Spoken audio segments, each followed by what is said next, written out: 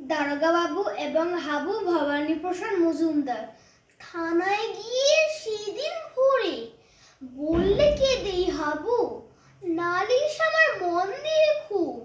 শুনুন বড় বাবু, চারজন ভাই আমরা একটা ঘরেই থাকি। দুঃখে আমি সারাদিন রাত ভগবানকে ডাকি। বর্দা ঘরে 7টা বিড়াল পোষেন ছোট বড়, মেজদা পোষেন 8টা কুকুর, যতই বারণ করো। সেজদা পাগল 10টা ছাগল রাখেন ঘরে বেঁধে, গন্ধে আমার প্রাণ যায় যায় মরছি কেঁদে কেঁদে।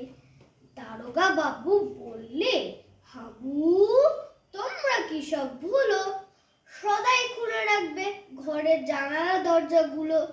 শুনি হাবু বেজায় কাবু, বললে করুণ সুরে, 150 পোষা পায়রা আমার যাবে এই যে সব উড়ে।